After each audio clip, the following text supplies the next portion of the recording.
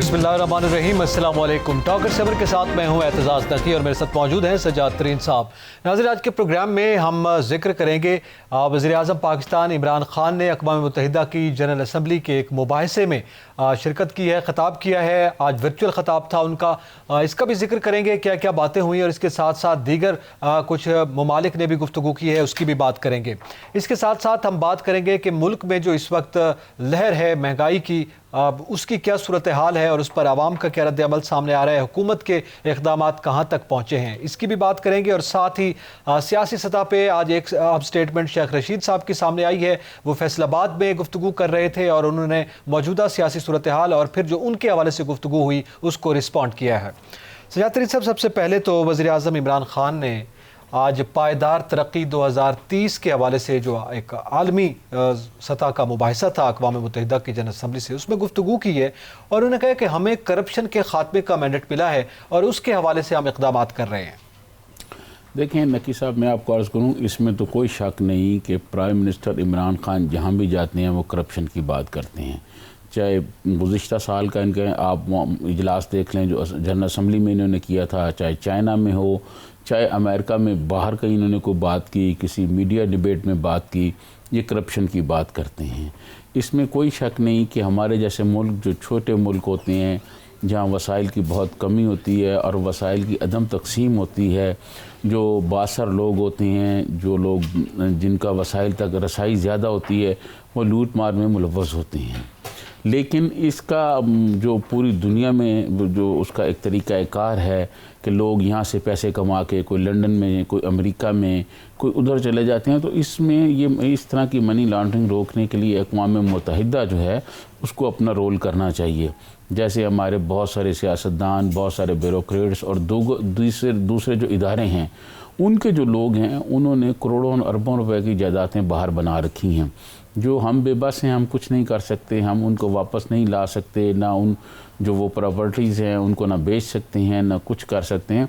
तो इस हवाले से मैं समझता हूँ प्राइम मिनिस्टर इमरान खान ने जो बात की है कि अक़वाम मुत्तहिदा को अपना रोल करना चाहिए, ताकि ये इस किस्म के जो हमारे जैसे गरीब मुल्क हैं जहाँ अस्पताल में दवाइयाँ नहीं मिलती, गरीब बहुत मसाइल का शिकार होते हैं, और उन मुल्कों के जो हुक्मरान होते हैं, हुक्मरान एलीट, सिर्फ ये नहीं, हमारे सिर्फ सियासतदान ही नहीं, ब्यूरोक्रेट्स भी और दूसरे इदारों के लोग भी, ये जिनके बाहर ज़मीनें हैं, जिनके बाहर कारोबार हैं, जिनके बाहर मुख्तलिफ़ चेन्स हैं, ये उनके हवाले से अक़वाम मुत्तहिदा में कोई ऐसी कानून साजी ज़रूर होनी चाहिए ताकि गरीब मुल्कों को पैसा जो लूट मार की जाती है, जो गरीब अवाम का पैसा होता है, और जो मुख्तलिफ़ फ़ंड्स की मद में हमें इमदाद मिलती है या मुख्तलिफ़ मुल्कों से हम कर्ज़े लेते हैं, IMF से कर्ज़े लेते हैं, वो किसी न किसी सूरत करप्शन की नज़र हो जाते हैं, जिसकी वजह से मुल्क की मुआशी हालत ख़राब होती है। हमारे मुल्क की मुआशी हालत आपके सामने है। तो ये बिल्कुल ऐसा एक होना चाहिए, कोई ऐसा तरीक़ाकार होना चाहिए कि ये जो लूट मार की दौलत है पहले तो बाहर ना जाए, अगर कहीं चली जाए और पता चल जाए तो फिर वो अक़वाम मुत्तहिदा अपना कोई रोल करे और लोगों को, गरीब मुल्कों को वो पैसे वापस हों। अच्छा, अब अक़वाम मुत्तहिदा के आप किरदार की बात कर रहे हैं ज़तरीन साहब, एक तो दो अहम बातें थी ना।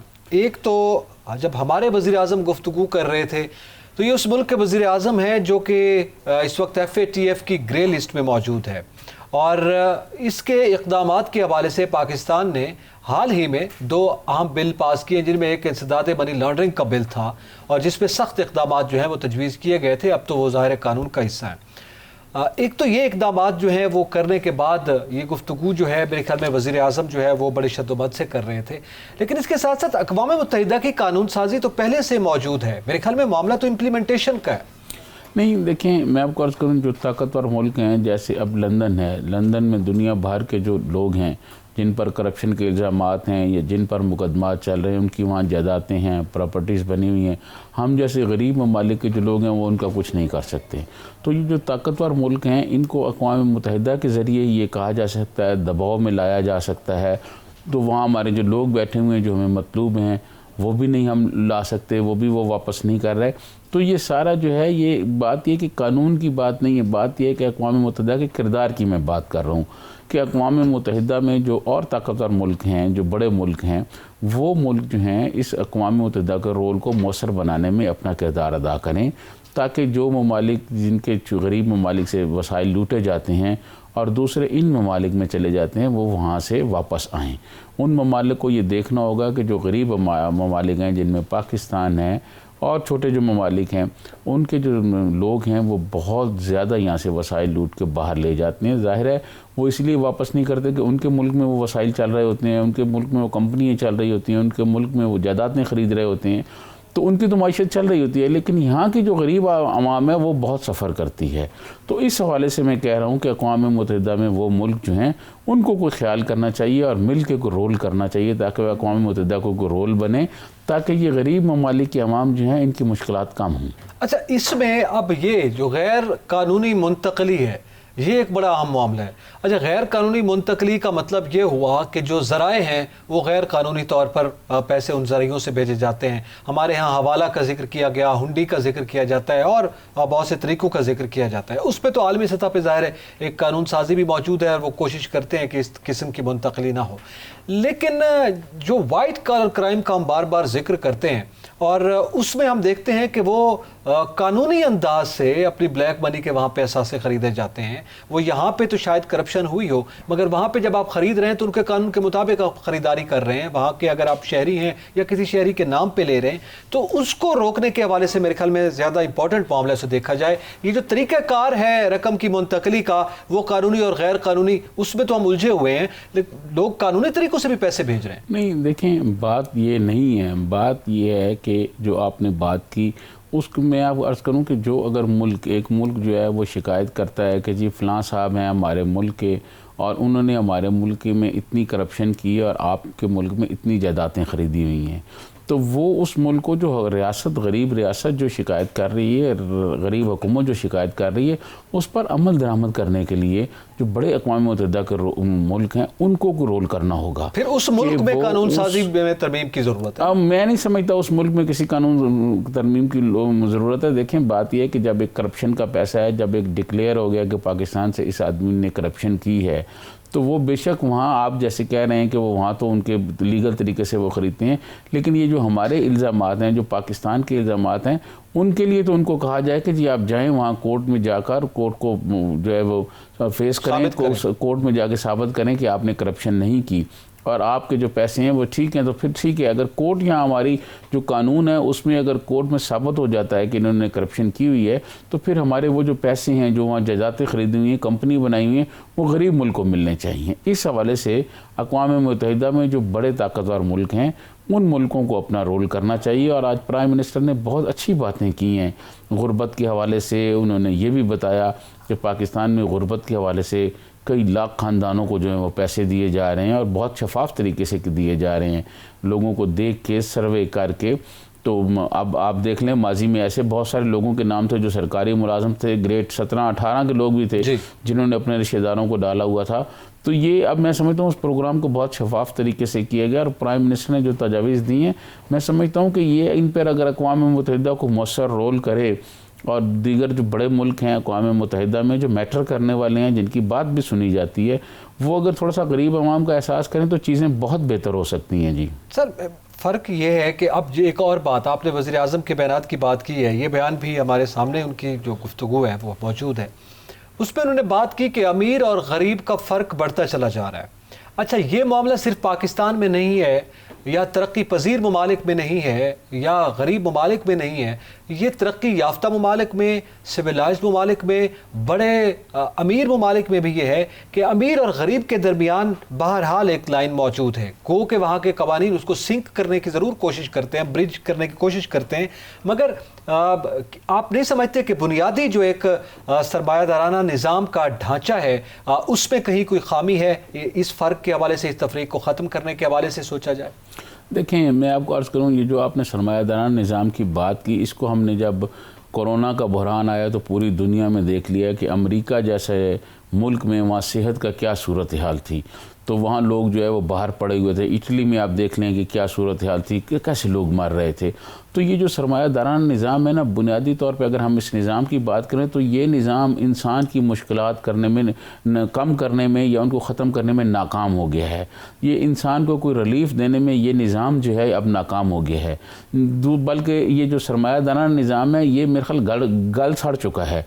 अब इस निज़ाम से निजात हमें चाहिए। चाहिए, पूरी दुनिया को निजात चाहिए कि इस निज़ाम से हम किस तरह जो है निजात लें और कोई मुतबादल के तौर पर निज़ाम आए जो गरीबों की मुश्किलात को मद्देनज़र रखते हुए वो निज़ाम लाया जाए ताकि उनकी मुश्किलात कम हों। इन मुबाहिसों में ये चीज़ें शामिल होनी चाहिए ताकि ये मामलात इस अंदाज से हल हो सकें। नाज़रीन, यहाँ पे वक्त तो एक ब्रेक का, हमारे साथ रहिएगा।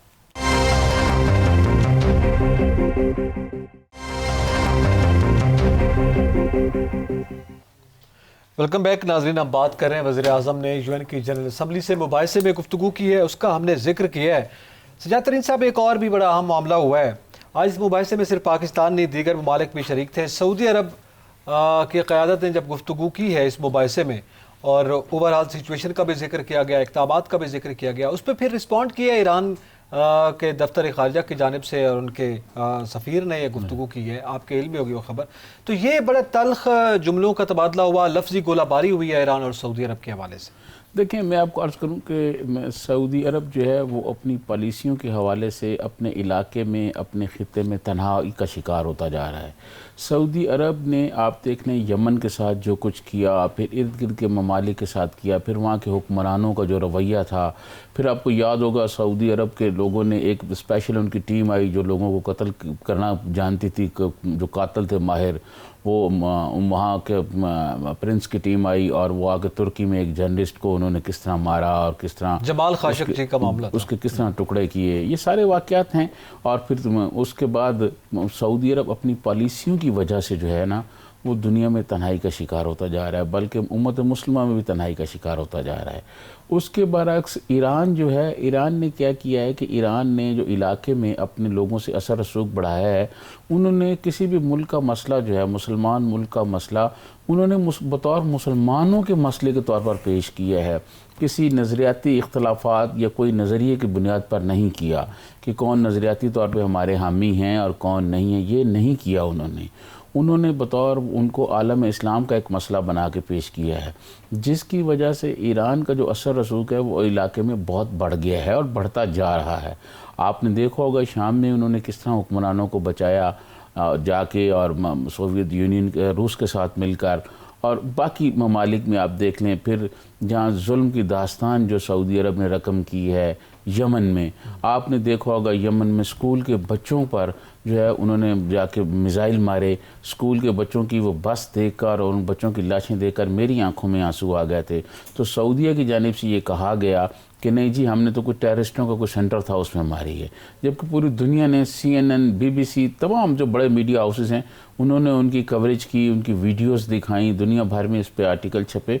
तो सऊदी हुक्मरान और ख़ास तौर पर ये जो मौजूदा हुक्मरान है, ये अपनी पॉलिसियों की वजह से जो है वो तन्हाई का शिकार होते जा रहे हैं। और आज भी जो मैं खिताब किंग सलमान का था, उसमें सिवाय इस बात के शिकायतों के अलावा और कोई ऐसी बात नहीं थी। लेकिन सऊदी अरब का जो अरामको पर हमला हुआ, वो अरामको पर हमला यमनियों ने किया। और यमनियों ने क्यों किया? इसलिए कि सऊदी अरब उनको मार रहा था। देखें, आप किसी कोई ताकतवर मुल्क किसी जो है कमज़ोर को मारता है तो कहीं ना कहीं उस कमज़ोर का हाथ भी आपके गले पड़ जाता है, क्योंकि उसके पास कोई ऑप्शन नहीं होता, तो जाहिर है वो रिएक्ट तो करेगा। अब देखें, तालिबान जो हैं, तालिबान तो कमज़ोर थे ना, उन्होंने अफगानिस्तान पे अमरीकियों ने हमला किया तो तालिबान कहीं ना कहीं वारदात कर देते थे ना, कहीं खुद का हमला कर दिया, कहीं और हमला कर दिया, को 20-30 अमरीकी मार दिए। तो अरामको पर जो हमला हुआ वो यमनियों ने किया और यमनियों ने बताया, लेकिन सऊदीया ने वो इल्ज़ाम भी डायरेक्ट जो है वो ईरान पर लगाया था उस वक्त। तो मैं ये समझता हूँ कि सऊदी अरब अपनी पॉलिसियों की वजह से, अपनी जो उनकी पॉलिसी हैं वो उन पॉलिसियों की वजह से तन्हाई का शिकार होता जा रहा है। उनको अपनी पॉलिसियों में तब्दीली करनी होगी। वो जो अपनी एक नज़रियाती ताल्लुकात और नज़रियाती बुनियादों पर लोगों में जो करा रहे हैं, लोगों में फैलाते हैं, अपना नज़रिया फैलाते हैं, वो उससे उनको रुकना चाहिए और बतौर मुसलमान ममालिक के उनको अपना रोल करना चाहिए। आज ईरान के सफ़ीर तो ये कहा है कि इस वक्त जो फ़िरका वाराना दहशत गर्दी का जो वजह है, उन्होंने तो डायरेक्ट इल्ज़ाम आयद किया सऊदी अरब पर इस मामले। आप देख लें, पूरी दुनिया में देखें ना, फ़िरका वारियत का शिकार, और आप पाकिस्तान को देख लें, हालिया दिनों में हमारे मुल्क में क्या हुआ है। जबकि हमारे यहाँ लोग, इस मुल्क को 70 साल हो गए हैं नकी साहब बने हुए, और लोग भाइयों की तरह रहते थे, लोगों के दरमियान कोई ऐसा नहीं था। लेकिन पिछले दिनों जो कुछ हुआ, ये कोई अच्छी बात नहीं थी। मैं समझता हूँ कि ये बाय डिज़ाइन हुआ, आप समझ। हाँ, मैं समझता हूँ ऐसा नहीं होना चाहिए था। और मैं इस बात का भी ख्वाहिशमंद हूँ कि सऊदी अरब अगर अपनी पॉलिसियाँ तब्दील करे और ईरान और सऊदी अरब के दरमियान जो फ़िक्री और नज़रियाती इख्तलाफात है उसको कम करने के लिए दोनों मुल्कों को एक दूसरे के करीब आना चाहिए, ताकि ये दोनों मुसलमान मुल्क हैं और दोनों ताकतवर और वसाइल रखने वाले मुल्क आज हैं। ईरान ने मेरे ख्याल में ऑफर भी की है इस पर, सऊदी अरब को उनके जो सफीर गुफ्तगू कर रहे थे उन्होंने बातचीत का कहा है कि भाई इस पे होनी। मैं समझता हूँ कि सऊदी अरब को अपनी पॉलिसियों पर नज़रसानी करनी चाहिए। और ये देखें, इन दोनों ममालिक के इख्तलाफात की वजह से नुकसान तो मुसलमानों के होते हैं, फिर छोटे ममालिक जो हैं वहाँ भी अपने अपनी ये बात करते हैं। हमारे पाकिस्तान में भी ये सऊदी अरब का बहुत असर रसूख है, आप देखते हैं उनको वो किस तरह वो करते हैं। तो मैं ये समझता हूँ कि इनको अपनी पॉलिसी पर अब नज़रसानी करनी चाहिए और मसाइल को हल करना चाहिए, क्योंकि दुनिया में भर में अब जो तनाज़ात हैं वो ख़त्म हो रहे हैं। आपको देख लें कि अगर आप मुसलमान ममालिक में इजराइल को तस्लीम करने के लिए जा रहे हैं और इजराइल के साथ ताल्लुकात बेहतर बनाने जा रहे हैं, और आपको मैं बताऊं कि मैंने पिछले दिनों उनका इंटरव्यू किया, जो प्रेसिडेंट ट्रंप के जो एडवाइज़र हैं साजिद तारड़ साहब, चौधरी सीजे तारड़, उन्होंने मुझे ये कहा कि पाकिस्तान और सऊदी अरब पे बहुत प्रेशर है कि वो इजराइल को तस्लीम करें। अगर सऊदी अरब इजराइल को तस्लीम करने की सोच रहा है या कोई प्लान बन रहा है, तो ईरान तो मुसलमान मुल्क है, आप मुसलमानों से भी ताल्लुकात बेहतर बनाएं ताकि मुसलमान तरक्की करें और पूरी उम्मा जो है उसमें तरक्की हो, उसकी परेशानियाँ कम हों। जी बिल्कुल, ये बड़ी अहम बात आपने की है। अच्छा, अब दूसरा जो हम शुरू में जैसे वज़ीर आज़म ने भी आज गुफ्तगू की और इक़दामात की बात की जा रही है, आपके इल्म में है कि अक़वाम मुत्तहिदा का जनरल असम्बली का ये जो मुबाहिसा था उसका बुनियादी मकसद ये था कि दुनिया में गुर्बत का ख़ात्मा हो, और गुर्बत का ख़ात्मा तब मुमकिन है जब महंगाई पे कंट्रोल किया जा सके, दीगर इक़दामात किए जा सकें। हमारे वज़ीर आज़म आज यकीनन गुफ्तगू कर रहे थे, अपने इक़दामात का जिक्र कर रहे थे, लेकिन जब वो अक़वाम मुत्तहिदा की जनरल असम्बली में इस मौजू पर बात कर रहे थे, वहीं पर हमारे मुल्क के अंदर चीनी जो है वो 100 रुपए किलो की हदूद बाज़ जगहों पे क्रॉस कर चुकी है। आम बुनियादी अशिया ज़रूरी, रोटी की कीमतें, खाने पीने की अशिया की कीमतें, इस वक्त दवाइयों की कीमतें, जो जान बचाने वाली अद्वियात हैं, हमने गुज़िश्ता रोज़ उस पर बात भी की है। तो ये सूरत हाल इस वक्त मुल्क में है जब हमारे वज़ीर आज़म ये तजावीज़ दे रहे हैं कि हमें किस तरह से गुर्बत का ख़ात्मा करना चाहिए। देखें, मैं आपको अर्ज़ करूँ, बात यह है कि इसमें तो कोई शक नहीं कि हमारी जो मौजूदा हुकूमत है, प्राइम मिनिस्टर इमरान खान बहुत गरीबों का जिक्र करते हैं और बहुत गरीबों की बातें भी करते हैं। यहाँ उन्होंने बहुत सारी जो पनाहगाहें भी बनाई हैं, गरीबों को खाने के लिए बात कर रहे हैं, लेकिन आम गरीब आदमी जो है बहुत मुश्किलात का शिकार है। और इस हुकूमत ने 2 साल के दौरान कोई ऐसी मुआशी पॉलिसी नहीं दी जिससे ये समझा जाए कि आने वाले दिनों में गरीबों की हालत बेहतर होगी। ये 2 सवा 2 साल हो गए हैं इस हुकूमत को, तो इस दौरान इस हुकूमत की जानिब से कोई एक ऐसी पॉलिसी सामने नहीं आई जिसके बारे में मैं कह सकूं कि यार ये पॉलिसी पर अमल दरामद करके जो है मुल्क की हालत बेहतर हो सकती है या गरीब की हालत बेहतर हो सकती है। ये वही देखें, इन्होंने तो कोई ऐसा प्रोग्राम शुरू नहीं किया। ये अभी जो एहसास प्रोग्राम है, ये बेनज़ीर इनकम सपोर्ट प्रोग्राम था और पीपल्स पार्टी के दौर में शुरू हुआ था। उस प्रोग्राम को इन्होंने और बेहतर किया है, लेकिन इनके पास अभी ऐसा कोई प्रोग्राम नहीं है जो ये कहा जाए कि इन्होंने ये प्रोग्राम शुरू किया। इन्होंने एक BRT भी शुरू की थी, पेशावर मेट्रो, उसका आपने असर देख लिया है। तो मैं समझता हूँ कि प्राइम मिनिस्टर इमरान खान को पाकिस्तान के गरीबों के लिए अब तवज्जो देनी चाहिए और गरीबों के लिए पॉलिसियाँ बनानी चाहिए ताकि गरीबों के बच्चों को अदवायात मिलें, उनको तालीम आसानी से मिले, फ्री तालीम मिले, और उसके बाद बाकी जो गरीबों के मसाइल हैं वो हल हों, रोज़गार के मसाइल हल हों। बेरोज़गारी का एक पहले ही तूफ़ान था, ऊपर से कोरोना आ गया, उसकी उस तरह से बेपनाह इजाफा हो गया। लेकिन सर, ये बात तो बड़ी अहम आप कर रहे हैं, महंगाई का खात्मा होना चाहिए। आज शेख रशीद साहब बोले हैं और उन्होंने ज़ाहिर हिमायत कर रहे हैं, हुकूमत का हिस्सा है, वज़ीर रेलवे हैं वो, उन्होंने बड़ा गरज बरस के कहा है कि ये हुकूमत कहीं नहीं जाने वाली। और फिर ये भी उन्होंने 3 मरतबा बाकायदा अपना हाथ डाइस पे मारते हुए ये कहा कि मैं बता रहा हूँ कि जनवरी में नून और शीन अलग होने वाली हैं, 2 जमातें। मुस्लिम लीग नून का इशारा किया। इस पर हम बात करते हैं। नाज़रीन, यहाँ पे वक्त तो एक ब्रेक का, हमारे साथ रहिएगा।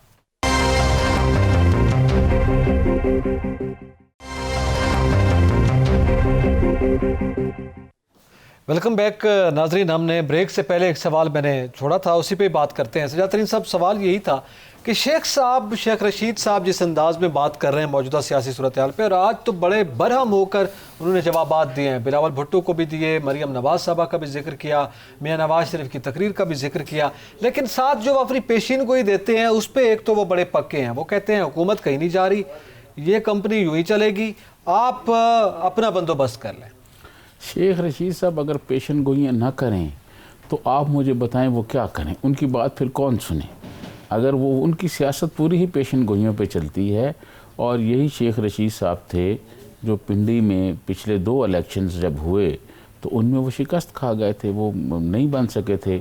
मुस्लिम लीग नून के कैंडिडेट वहाँ से जीते हैं, 2-3 लोग जीते हैं वहाँ पे। हाजी परवेज़ साहब जीते, शकील अवान साहब जीते इनके हल्के से। मैं आपको अर्ज़ करूं कि शेख रशीद साहब के पास अब सिवाय पेशन गोई करने के अलावा और कुछ नहीं है। मीडिया में उनकी बात इसीलिए लोग दिलचस्पी से सुनते हैं कि वो कहते हैं जी फ़लाँ से फ़लाँ हो रहा है। आपको याद होगा एक ज़माने में वो कहते थे कुर्बानी से पहले कुर्बानी हो रही है। तो मैं समझता हूँ कि ये शेख रशीद साहब बस इसी किस्म की गुफ्तगू करते हैं।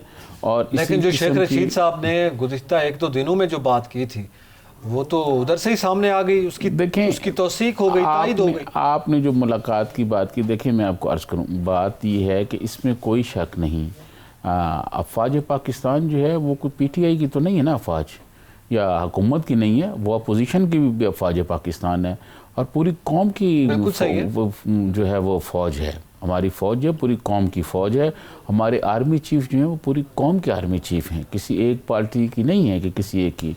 और उसमें लोग यकीनन उनसे मिलते हैं, बहुत सारी बातें भी होती हैं। माजी में भी लोग मिलते रहे हैं, जनरल मुशर्रफ के साथ लोग भी मिलते रहे हैं, इवन अपना ज़िया-उल हक के ज़माने में जब। लेकिन सर शेख साहब की बात तो सच साबित हुई ना, वो कह रहे थे मुलाकातें हुई हैं, यहाँ से कहा जा रहा था नहीं हुई हैं। नहीं, ये मैं आपको अर्ज़ करूँ, जब उधर से कहा गया और फिर जब मरियम नवाज़ की तरफ से जब वो सुप्रीम कोर्ट में, हाई कोर्ट में पेशी पे आई तो उन्होंने बहुत सख्त बातें की, तो उसके जवाब में ये ज़रूरी हो गया था वजाहत करना। मेरी राय ये है, जिस पर DGISPR ने एक वजाहत की। लेकिन ये जो मुलाकातें हैं ये तो होती रहती हैं, ये तो ऐसी बात नहीं है कि ये मुलाकातें नहीं होती। मेरा सवाल ये देखिए, उस पर तो यकीनन हमने पहले भी बात की है, ये बात भी बड़ी अहम है। लेकिन बात ये है कि शेख साहब ने ये कहा मुलाकात हुई, ये साबित हुआ कि मुलाकात हुई, चाहे इधर से डिनाई किया गया। मेरा मकसद उस मौजू को डिस्कस करना नहीं है। मेरा सवाल ये है कि अब शेख साहब ये कह रहे हैं कि जनाब एक तो सिंध से पीपल्स पार्टी कोई इस्तीफ़ा नहीं देगी इस जनवरी तक, क्योंकि उन्होंने भी तो अपना रोड मैप दिया हुआ है ना अपोजिशन ने, तो उस पर वो रिस्पॉन्ड कर रहे थे। उन्होंने कहा एक तो वो सिंध से नहीं जा रही पीपल्स पार्टी, और दूसरा नून लीग से शीन लीग जो है उन्होंने 3 मरतबा कहा निकलेगी निकलेगी निकलेगी। मैं जनवरी में मैं बता रहा हूँ। मैं आपको अर्ज करूँ, बात ये है, आपको ऐसा लग रहा है ऐसे हालात हैं? मैं आपको अर्ज करूँ, अगर तो ये PSC में कोई इख्तलाफात ना हुए और ऑल पार्टी इत्तेहाद चलता रहा तो आप यकीन माने कि ये मुल्क में ऐसा माहौल बन सकता है कि ये रिज़ाइन दे देंगे। मुस्लिम लीग वाले भी रिज़ाइन दे देंगे, पीपल्स पार्टी वाले भी दे देंगे। पीपल्स पार्टी को कोई वो नहीं है रिज़ाइन देने से। मेरी पीपल्स पार्टी के 2-4 लोगों से बात हुई इस हवाले से, उन्होंने कहा हम रेडी हैं, कोई बात नहीं, हम रिज़ाइन दे देंगे, सिंध गवर्नमेंट से भी दे देंगे। और अगर ये दोबारा इलेक्शन, शेख साहब जिस तरह कहते हैं दोबारा इलेक्शन, तो क्या ये कोई मुमकिन है कि एक तो इतनी बड़ी सीटों पर दोबारा इलेक्शन हो सके? अगर आप दोबारा इलेक्शन भी कराएंगे तो ये मुमकिन नहीं है कि पीपल्स पार्टी से कोई सिंध गवर्नमेंट जो है वो छीन ली जाए, मुमकिन नहीं होगा। सिंध में फिर भी पीपल्स पार्टी की गवर्नमेंट आएगी, एक तो ये बात है। अगर माहौल इतना सख्त हो जाता है, तलखी बहुत बढ़ जाती है, तो इसमें कोई दो राय नहीं है कि पीपल्स पार्टी वाले रिज़ाइन कर जाएंगे। अच्छा, एक बात। दूसरी बात मैं आपको ये बताऊं कि ये जो नून और शीन की बात कर रहे हैं, इसका जवाब तो मरियम नवाज़ ने दे दिया है। और मरियम नवाज़ ने ये कहा कि अगर शहबाज शरीफ ने भाई को छोड़ना होता तो आज वो प्राइम मिनिस्टर होते। तो मेरा ख्याल में ये शेख रशीद साहब ऐसी बातें करते रहते हैं, लेकिन पॉलिटिक्स में ऐसी चलती रहती हैं उनकी बातें। वो अपने सिनेरियो नया नया पेश करते रहते हैं, नई पेशन गोइयाँ करते रहते हैं, लेकिन हकाइक इन्फॉर्मेशन भी देते हैं, हकाइक उसके बरक्स। अच्छा, एक उन्होंने ऐलान किया आज, उन्होंने कहा कि जनाब मैं आइंदा हफ्ते में कुछ दिनों में लाहौर में वो गुफ्तगू कर रहे हैं, किसी महफिल में ख़िताब कर रहे हैं। उसका हवाला देते हुए उन्होंने आज जिक्र किया अपने ख़िताब के दौरान कि मैं वहाँ एक एक चीज़ बताऊँगा। मैं बताऊँगा सिर्फ ये नहीं मुलाकातें हुई, कुछ और मुलाकातें भी हुई हैं, और उन मुलाकातों के मैं नाम लेके भी बताऊँगा, दौरानिया भी बताऊँगा, और सारी चीज़ें मैं कौम के सामने। देखें, मैं आपको अर्ज़ करूँ, शेख रशीद साहब देखें, मैंने पहले आपको कहा ना कि ये फ़ौज जो है हमारी फ़ौज है, पूरे मुल्क की फ़ौज है, पूरी कौम की फ़ौज है। आपको याद होगा आर्मी चीफ साहब के जब बेटे की शादी हुई थी, उनके जो वलीमा था उसमें चौधरी एतजाज़ हसन भी बैठे हुए थे, चौधरी निसार अली खान भी एक टेबल पे बैठे हुए थे। तो वो हमारे ही समाज के लोग हैं ना, हमारे ही, ये फ़ौज जो है हमारी फ़ौज है। कोई रिश्तेदारी, कोई तलकदारी, कहीं शादी पे मुलाकात हो जाना, किसी खाने पे मुलाकात हो जाना, किसी को बुला के किसी से कोई बातचीत कर लेना, कोई नेशनल सिक्योरिटी का इशू डिस्कस करना, ये तो चलता रहता है। अब इन मुलाकातों को शेख रशीद साहब जो हैं वो अपना कोई रंग दे दें और अपनी कोई पॉलिसी बना लें, और अपने जो असल मसाइल क्या हैं, जो इस मुल्क की असल मसाइल हैं। शेख रशीद साहब ने कभी उन पे बात की? शेख रशीद साहब ने कभी ये कहा कि मैंने हुकूमत को कहा है कि आटा बहुत महंगा हो रहा है, आटे के रेट बढ़ रहे हैं, चीनी के रेट बढ़ रहे हैं, दवाइयों के रेट बढ़ रहे हैं, और हुकूमत जो इस पे कोई इकदाम करे? और रेलवे के 100 कहने की क्या जरूरत है? हाँ, रेलवे वाली बात, रेलवे के जो 100 हादसे हो गए, 100 ज्यादा हादसे हो गए हैं, हम इस पे इंक्वायरी कर रहे हैं, ये इतने हादसे हो गए और मैं इनकी जिम्मेदारी कबूल करता हूँ और मैं रिजाइन करता हूँ। कभी शेख साहब ने इस तरफ तवज्जो दी है?